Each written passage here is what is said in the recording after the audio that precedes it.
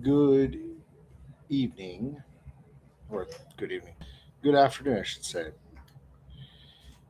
I tried reading the Syllabus of Errors. I ended up reading the whole thing, but it did not record most of it. So I'm going to read the whole thing of the Syllabus of Errors by Blessed Pius the Ninth, dated 1864. So here we go.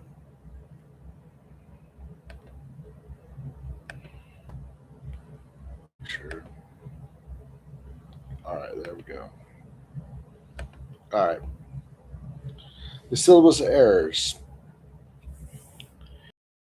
Pius the Ninth, 1864. Section 1. Pantheism, Naturalism, and Absolute Rationalism. There is no, there exists no supreme as all provident divine being distinct from the universe, and God is identical with the nature of things, and is therefore subject to changes and effect. God is produced in man and the world, and of all things are God and have the very substance of God, and God is one and the same thing with the world, and there is a spirit with matter, necessity with liberty, and good with evil, justice with injustice. Elocution Maxima Quidium June.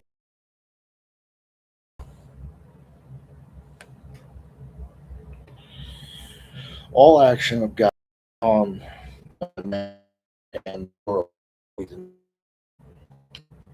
Human reason, without any reference whatsoever to God, is the sole arbiter of the truth and falsehood, and the good and evil. It is the law to its forces to secure the welfare of men. All the truths of religion proceed from the innate strength of human reason. Hence, reason is ultimately can and ought to arrive at the knowledge of all truths of every kind, albeit the Encyclical Qui Pluribus, November 9th, 1846. Divine revelation is imperfect and therefore subject to continual and indefinite progress, corresponding with the advancement of human reason. The faith of Christ is in opposition to human reason, and divine revelation not only is it useful, but is hurtful to the perfect man. The prophecies and the miracles set forth and recorded in the sacred scriptures are fiction of poets and mysteries of the Christian faith, the result of the philosophical investigations in the books of the Old and New Testaments. There are contained mythical inventions, and Jesus Christ himself is a myth. Section 2. Moderate rationalism. As human reason is placed on the level with religion itself, so the theological must be treated in the same manner of the philosophical sciences. Obligation Singulari Quadium, December 9th, 1854.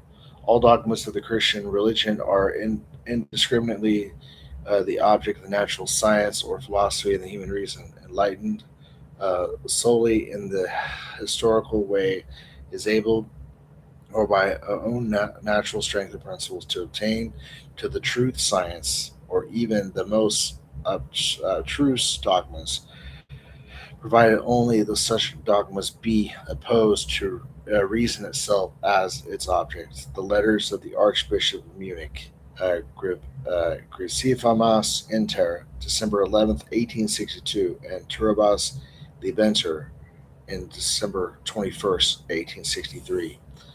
As the philosopher is one thing and the philosopher another, so is the right, the duty of the philosopher, the subject himself to the authority which shall have proved to be true. In the philosophy, neither can nor ought to be submit to any authority, albeit December 11th, 1862.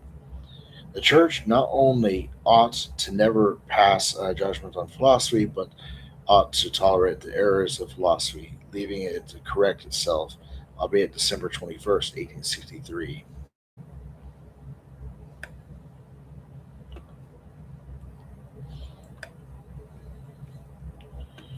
The decrees of the Apostolic See and the Roman congregations impede the true progress of science.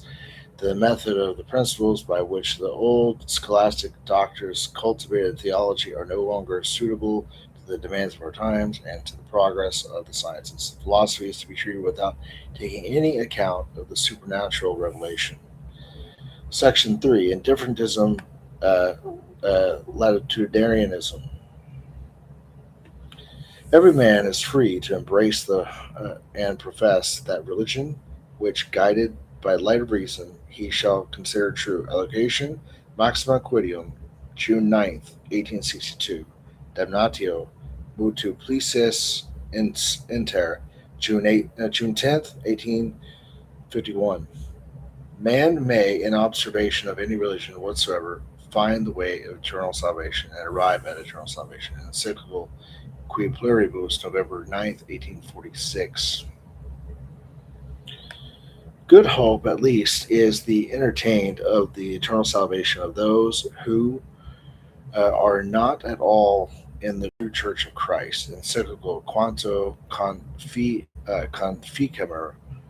August 10th, 1863. Protestantism is nothing more uh, than another form of the same true religion in which the form is given to please God equally as the Catholic Church. In the encyclical Nos Christis, December 8th, 1849. Section 4 Socialism, Communism, Secret Societies, Biblical Societies, and Clerical Liberal Societies. Pests of these kinds are frequently reprobated in the severest terms in the encyclical Qui Pluribus, November 9th, 1846. Allegation Quibus Quantisque, April 20th, 1849. The encyclical Nocitis et Nobiscum, December 8th, 1849. Allocation Singulare Quodium, December 9th, 1854. The encyclical Quanto Conficamur, August 10th, 1863. Section 5 The errors concerning the Church and her rights. The Church is not a true and perfect society, entirely free, nor is she endowed with the proper and perpetual rights of her own, conferred upon her by the divine founder. But it appertains to the civil power to define what are the rights of the Church and her limits within, and which she may exercise those rights. Allegation Singulare Quodium, December 9th, 1854. The ecclesiastical power ought not to exercise its authority without permission and assent of the civil government. Allocation Menit Unusque, September 30th, 1861.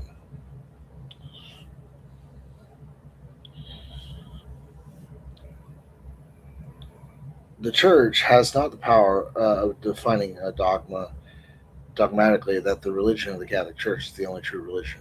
Damnatio Multiplices Inter, June 10th, 1851.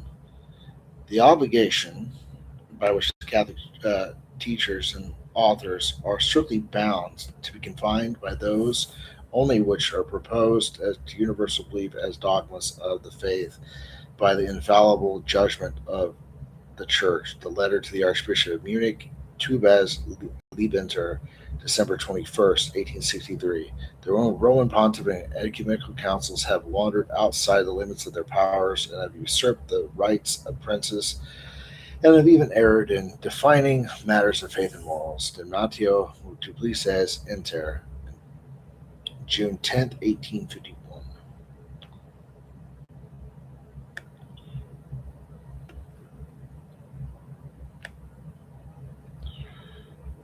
There we go. The Church has not the power of using force, nor is she any temporal power, direct or indirect. Apostolic Letter ad Apostolicae, August 22nd, 1851.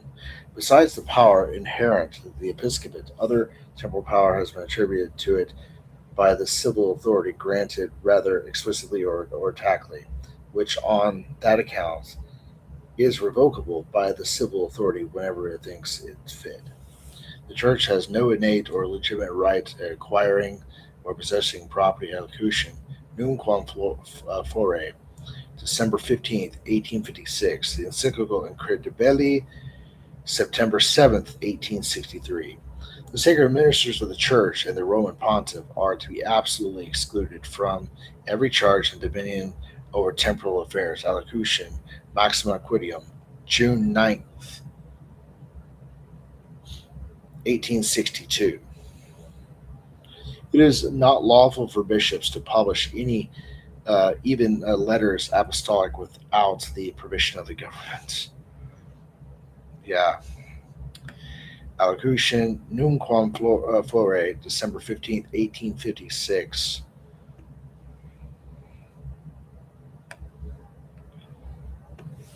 The favors granted by the Roman Pontiff ought to be considered null unless they have been sought for the civil government.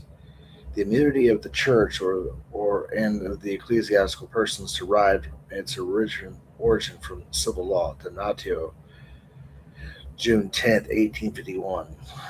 The ecclesiastical forum or tribunal or for the temporal causes, whether civil or criminal or clerics, ought by all means to be abolished, even without consulting or against the protest of the Holy See. Allocation, Nunquam Flore, December 1856. Allocution, uh, Acribissimum, September 27th, 1852. The person's immunity by which the clerics are exonerated from the military conscription and service in the army may be abolished without violation, either by natural right or equity. Its abolition is called for the civil progress, especially in a society framed on the model of the liberal government. The letter to the Bishop of Montreal, Singularis Nobisque, September 29th, 1864.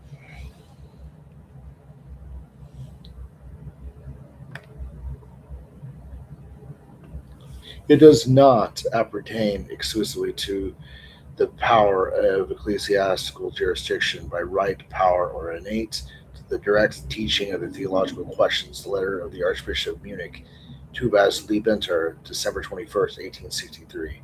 The teaching of those who compare the sovereign pontiff to a prince, free and acting in the universal church, is a doctrine which prevailed in the Middle Ages. The Apostolic Letter Ad Apostolicae, August 22nd, 1851.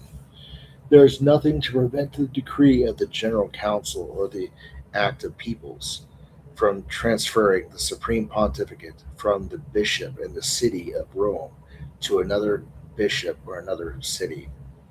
The definitive the definition of the National Council does not admit of any subsequent discussion, and the civil authority assume this principle as the basics of its acts.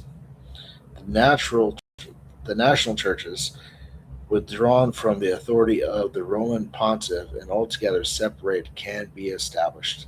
Allocution, multis gra, gra, gravibusque, December 17th, 1860.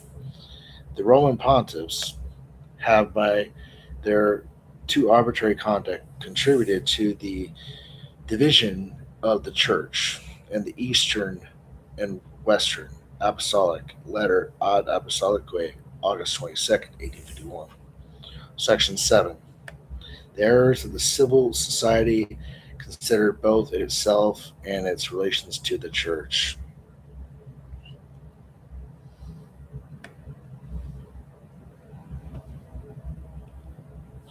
The state, as being the origin of the source of all rights, is endowed with a certain right not to circumscribe by any limits. Allocution, Maxima Quidem, June 9th, 1862. The teacher of the Catholic Church is the hostile to the well-being and interests of society. Encyclical Qui Pluribus, November 9th, 1806. Elocution Quibus Quantisque, April 20th, 1849. The civil government, even when the hands of the infidel sovereign, has the right to the indirect negative power over the religious affairs, is therefore possesses not only the right called that of the uh, exequatur, but also to appeal, called the uh, appellatio abusu, apostolic letter ad apostolicae, August 22nd, 1851. In the case of conflicting laws enacting by the two powers, the civil law prevails, and the secular dower has authority to rescind, declare, render null solemn convictions, commonly called concordants, entered into the apostolic see regarding the use of the rights appertaining to the ecclesiastical immunity without the consent of the apostolic see, and even in spite of its protests. Allocution multis grave, gravibusque, December 17th, 1860. Allocution in consistorali, November 1st, 1850. The civil authority may interfere in the matters relating to religion, morality, and spiritual government. Hence, it can pass on the instructions issued for the guidance of the consciences, conforming with their mission, by the pastors of the church. Further, it has the right to make enactments regarding the administration of the divine sacraments and the dispositions necessary in receiving them. Allocutions and Consistorali, November 1st, 1850, and Maxima Quiddium, June 9th, 1862. The entire government of public schools in which the youth of a Christian state is educated, except to the certain extent, in the case of the Episcopal seminaries, may and ought to be appertained to the civil powers and belong it so far that no other authority whatsoever shall be recognized as having any right to interfere in the discipline of the schools, arranging of the studies, conferring the decrees, and the choice of approval of the teachers. Allocutions qui, quibus uh, utusissimis, September 5th, 1851, and in consortali, November 1st, 1850. Moreover, the ecclesiastical seminaries and the methods of studies can be adopted is subject to the civil authority. Allocution Nunquam Fore, December 15th, 1856.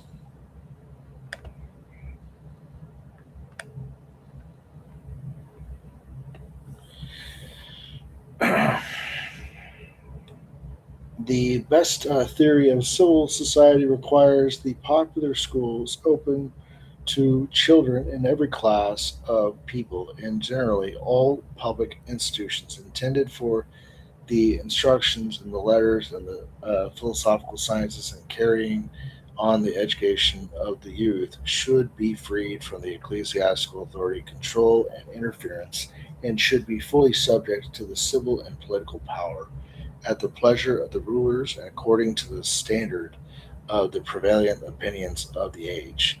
The epistle to the Archbishop of Freiburg, Cum non sine, July 14th, 1864. Catholics approve. Catholics may approve on the system of education youth unconnected with the Catholic faith and the power of the Church, which regards to the knowledge of merely natural things and only, at least primarily, at the ends of the earthly social life.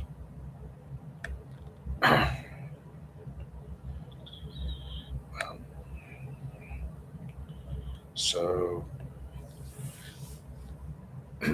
the civil power may prevent the prelates of the Church and the faithful from communicating freely and mutually with the Roman Pontiff.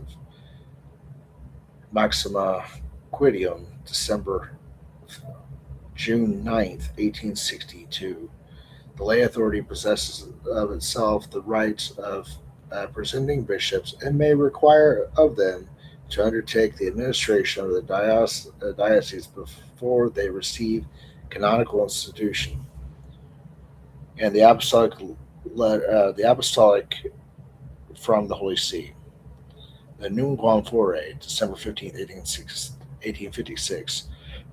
And further, the lay governments has the right of disposing bishops from their pastoral functions, and is not bound to obey the Roman pontiff in these things which relate to the institution and the bishoprics and the appointment of bishops.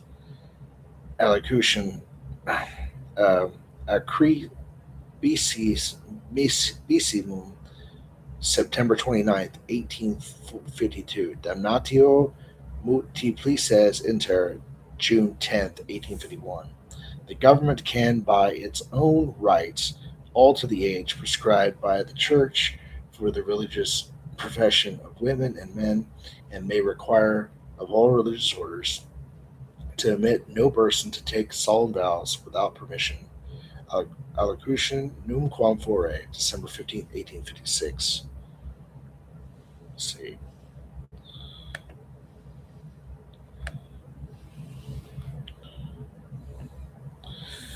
The laws enacted for the protection of the religious order and regarding their rights and duties ought to be abolished. Nay, more, civil government may lend its assistance to all who desire to renounce the obligation which they have undertaken of the religious life and to break their vows. Government may also suppress the said religious orders and likewise conciliate churches and simply benefices even those advowson and subject their property and revenues to the administration and the pleasure of civil power. Allocutions Abrismium, September 27th, 1852. Probe Meneritis, January 22nd, 1855. Cum Sepe, July 26th, 1855. The kings and the princes are not only exempt from the jurisdiction of the church, but superior to the church in deciding the questions and jurisdictions of the Donatio Multiplices Inter, June 10th, 1851. The church ought to be separated from the state, and the state from the church. Allocutions Alcri Bismisium, September 27th, 1852. Section 7. Errors concerning the natural and the Christian ethics. The moral laws do not stand in need of the divine sanction, and it is not at all necessary that the human laws should be made conformable to the laws of nature and receive their power of binding from God. Elocution Maxima Quidium, June 9th, 1862. The science of the philosophical things and the morals and also the civil laws may and ought to be kept aloof from the divine and ecclesiastical authority. No other forces are to be recognized except those which reside in matter, and all the rectitude and the excellence of morality ought to be placed in the accumulation and the increase of riches, every possible means, and the gratification of pleasure, albeit an encyclical Quantio Conficimer, August 10th, 1863. The right consists in the material fact all human duties are an empty word, and human facts have uh, the force of rights. Allocution Maxima Quidium, June 9th, 1862. The authority is nothing else but uh, numbers and the sums of the total of material forces. The injustice of an act, when successful, inflicts no injury on the sanctity of a right. Uh, Iudium, Iamdudium uh, Cernimus, March 18th, 1861. Principle of the non-intervention, as is called, ought to be proclaimed and observed. Allocution Novus et Ante, September 28th, 1860. In the law, it is lawful to refuse. It is lawful to refuse obedience to legitimate princes and even to rebel against them. The Encyclical Qui Pluribus, November 9th, 1864, and the allocution Qui Busque Vestrum, October 4th, 1847, and Nos Citis et Nobiscum, December 8th, 1849, Apostolic Letter Cum Catholica. The violation of any solemn oath, as well as any wicked or flagellous action repugnant to the eternal law, is not only it is not only blamable, but altogether lawful and worthy of the highest praise when done through love of country. Allocution Nobisque Quantisque. Sorry, Quibus Quantisque, April 20th, 1849. Section 8. Concerning errors of Christian marriage. Yeah. All right.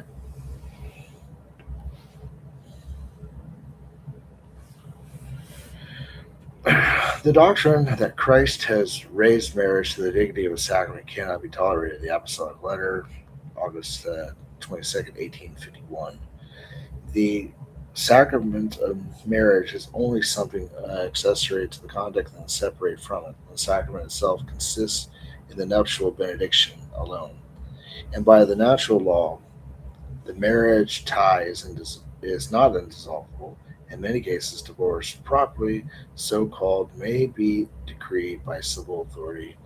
Allocution Alcribissimum, September 27th, 1852.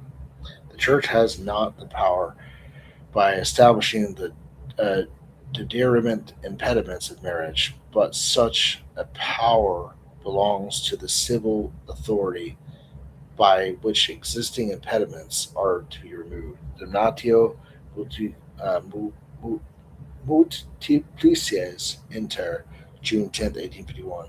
In the Dark Ages, the Church began to establish derivant impediments not by her own right, but by using the power borrowed from the state. Apostolic Letter, August 22nd, 1851. The canons of the Trent, which anathematized those who dared to deny the Church the right of establishing derivant impediments, either are not dogmatic or must be understood as referring to such borrowed power. In the form of solemnizing marriage, and prescribed by the Council of Trent under the pain of nullity, does not bind in case where the civil law lays down another form and declares that in this when that and that when this is new form is to be used in marriage shall be valid. Boniface VIII was the first who declared that the vow of chastity taken at ordination renders the marriage void.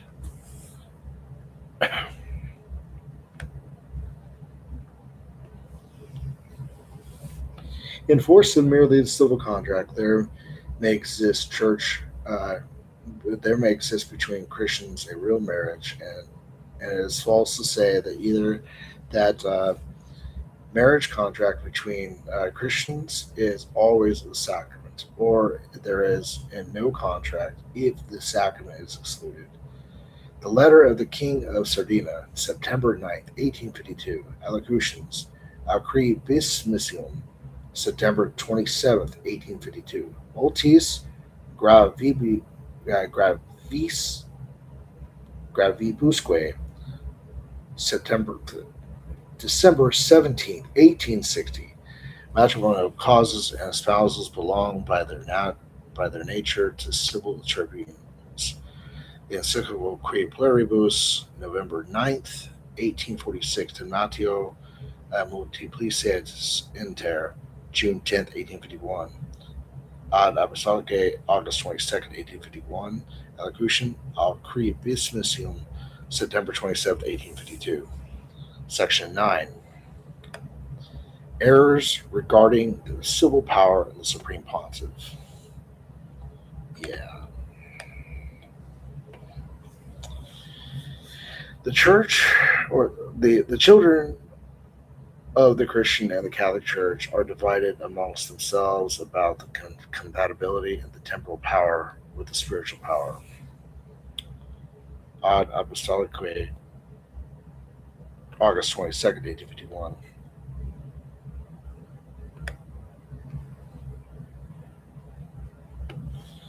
The abolition of the temporal power on which the apostolic see is possessed would contribute in the greatest degree in the liberty and the prosperity of the Church.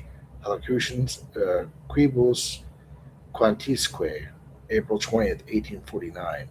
See Semper Atene, May 20th, 1850. And Section 10. Errors having reference to modern liberalism.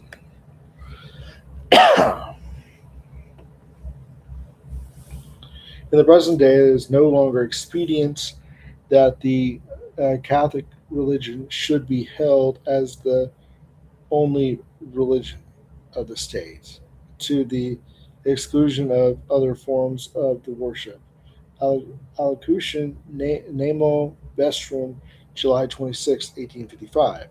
Hence, it has been wisely decided by law in some Catholic countries that persons coming to reside therein shall enjoy the public exercise of their own particular worship. Allocution Al Bismisium, September 27th, 1852. Moreover, it is false that the civil liberty of every form of worship and full power um, given to all, and overly the publicly manifesting any opinions, moreover, and thoughts conduce more easily to corrupt the moral in the minds of the people and propagate the pest of indifferentism. Allocution Num Quam Fore, December 15th, 1856.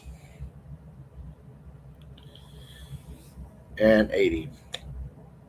The Roman pontiff can and ought to reconcile himself and come to terms with the progress of liberalism and modern civilization. Allocution Iam Dudum uh, Serenimus, March 18th, 1861. So that was a list of all the errors that the Pope was saying was going on at the time. This is the 1800s. So now he's going to refute all of this. The faith teaches us that human reason demonstrates that the double order of things exists and that we must therefore distinguish between the two earthly powers. The one of the natural origin which provides for secular affairs and the tranquility of human society, and the other of supernatural origin which presides over the city of God.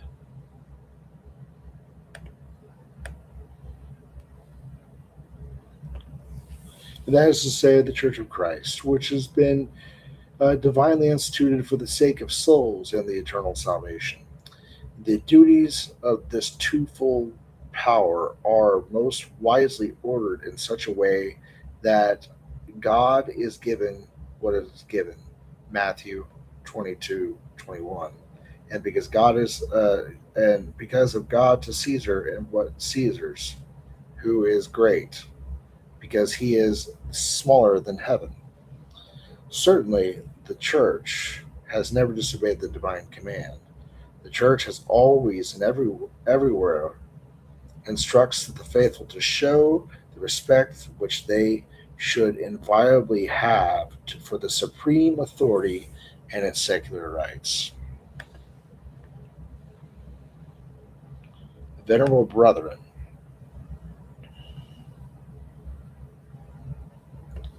you see clearly enough how sad and full of perils is the condition of Catholics in the regions of Europe which we have mentioned.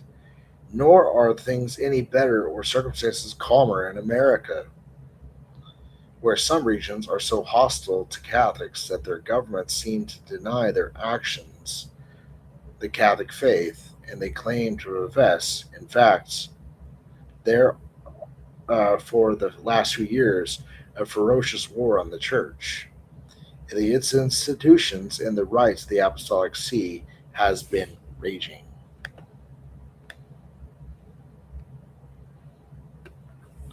Venerable brothers, it is surprising that in our time such a great war is being waged against the Catholic Church, but anyone who knows the nature, desires, and intentions of the sects, whether they be called Masonic or bear another name, or compares them with the nature of systems that the vastness of the obstacles by which the Church has been assailing almost everywhere, cannot doubt that the present misfortune must mainly be imputed to be the frauds and machinations of these sects. And it is from them that the synagogue of blank,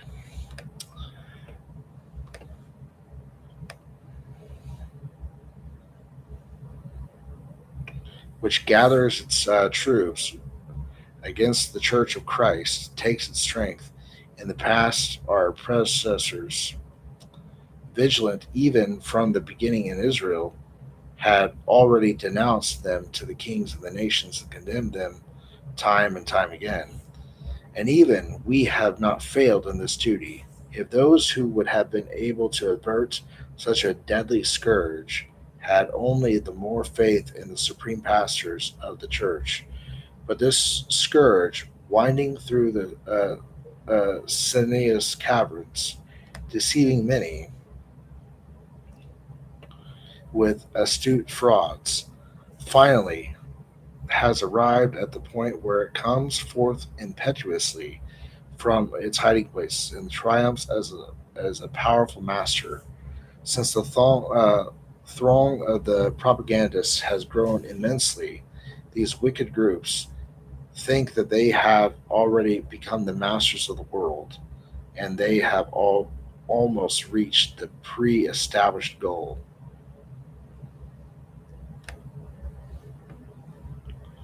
And having sometimes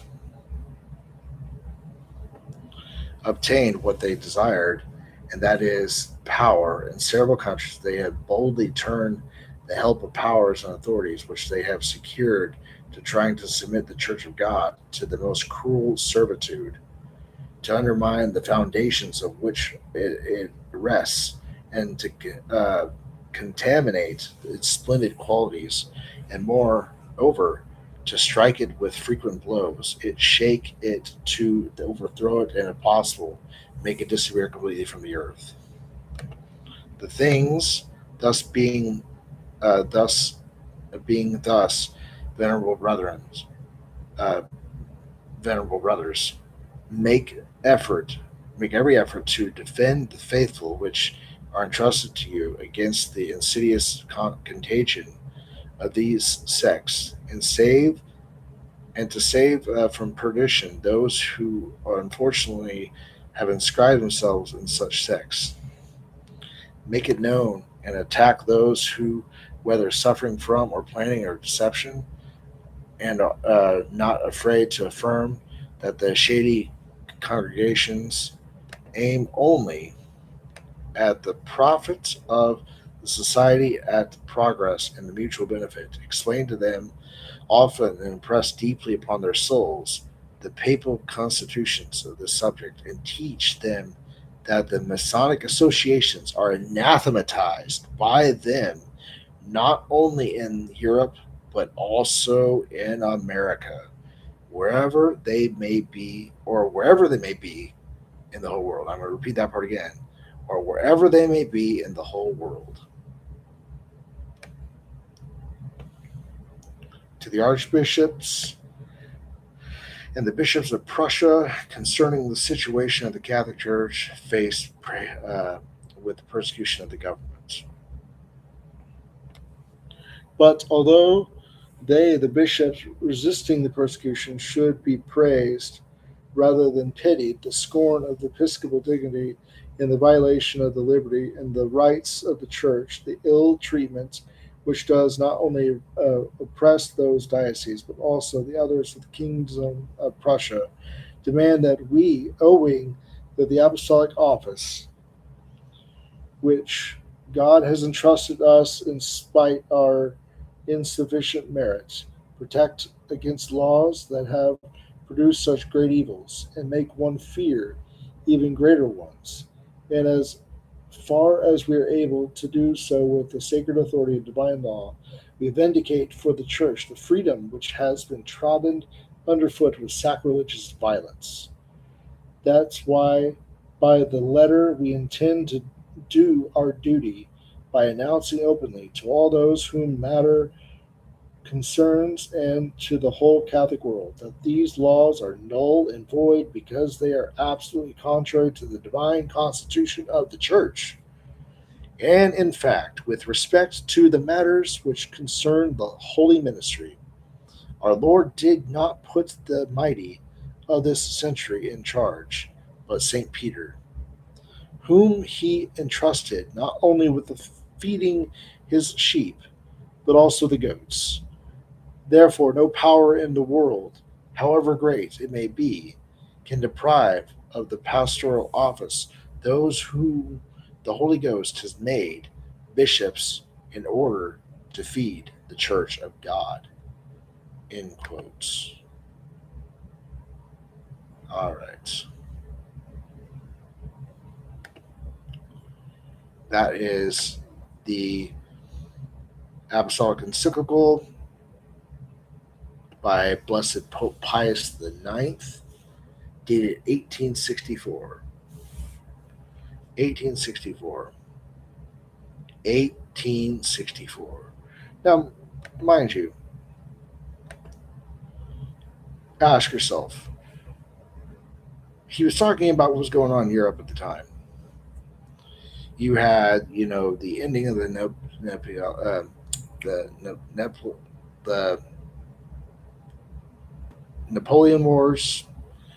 You had the starting of the dissolution of the Papal States. You had revolutions rising up here and there. You've had many groups like Karl Marx and Charles Darwin starting to come up and, start submitting these ideas about rejecting the church and everything like that. So, like, all this was fascinating at how early this starts. Like, our century doesn't even touch it.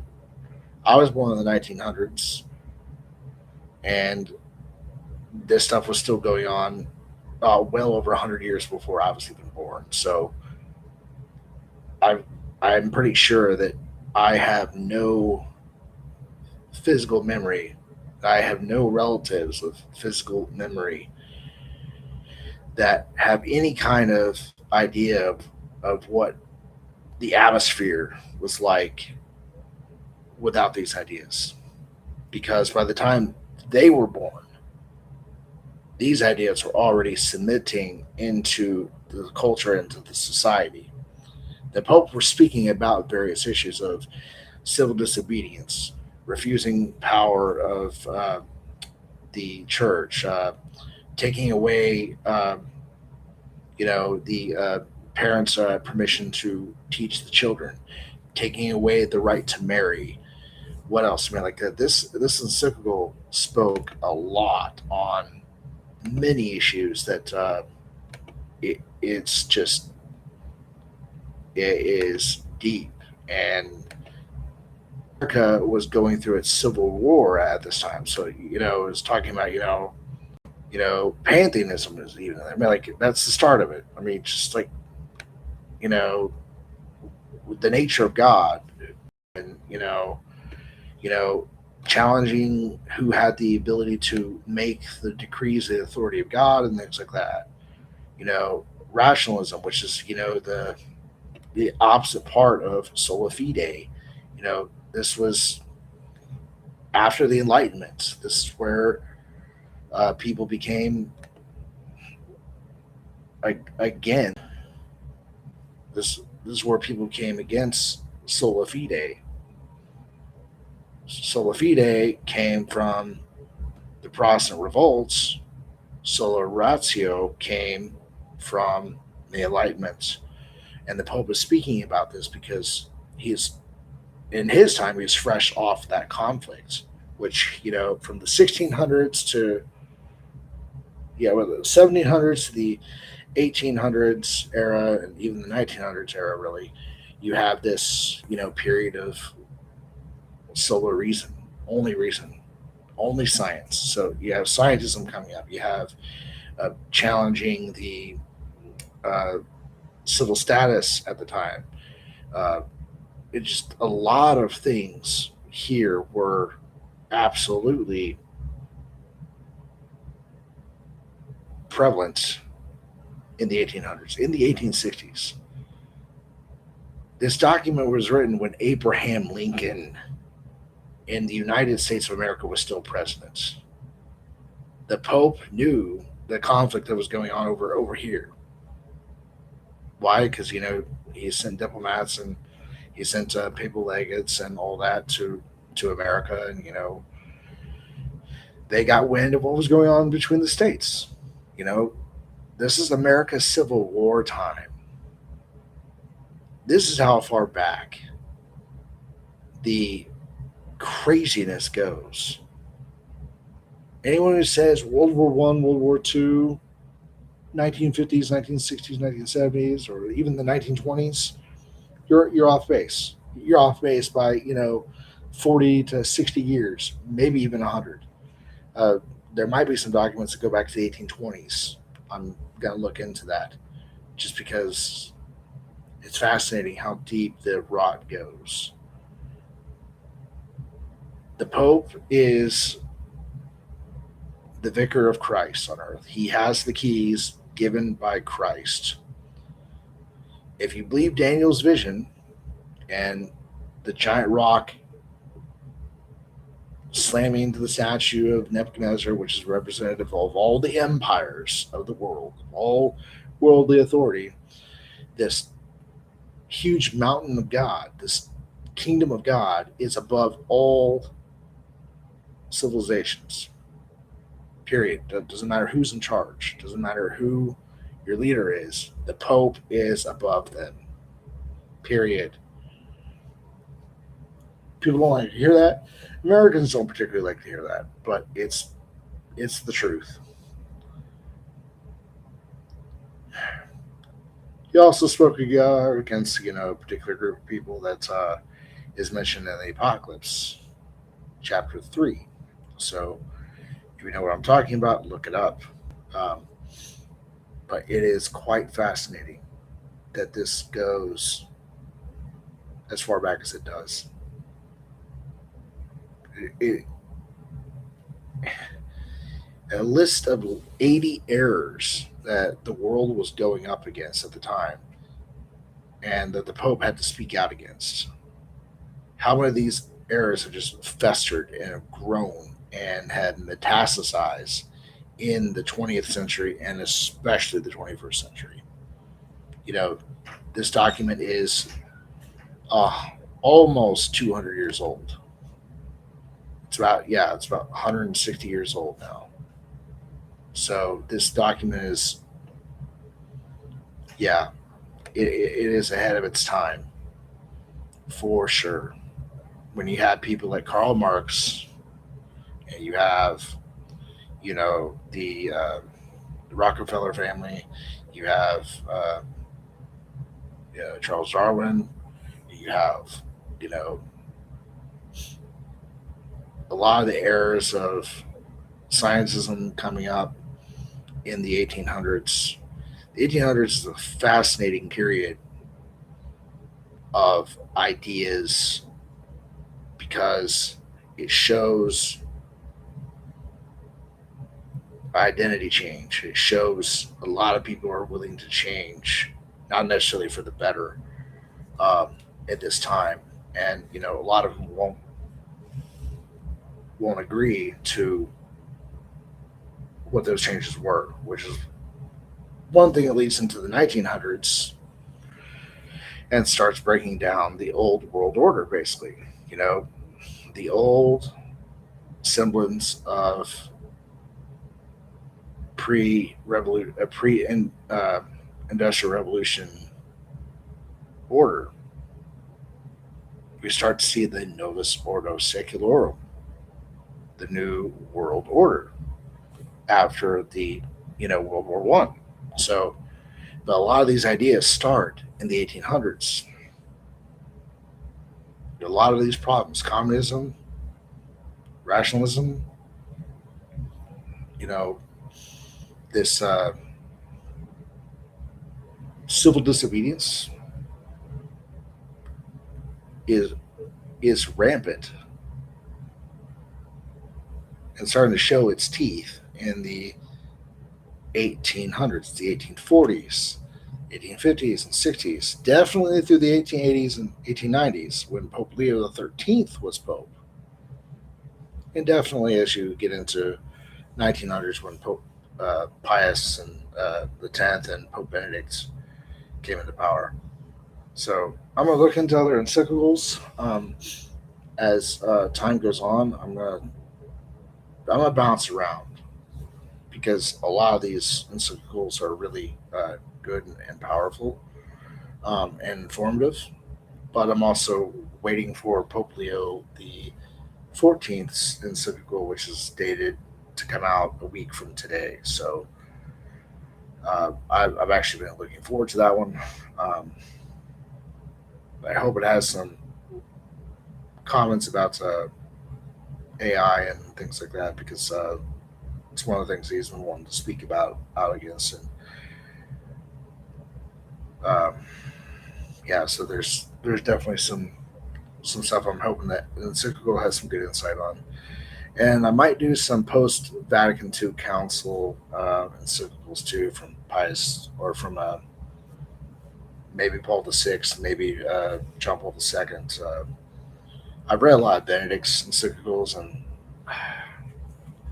I'm not even sure I want to touch Francis's. I've done Francis documents, but I'm just wanting to get a whole picture with this encyclical thing and seeing what the popes spoke about then, what the popes are speaking about now, and seeing the bridge, however clear the bridge may be, wherever hard it might be, find able to discover. So anyway, God bless and peace.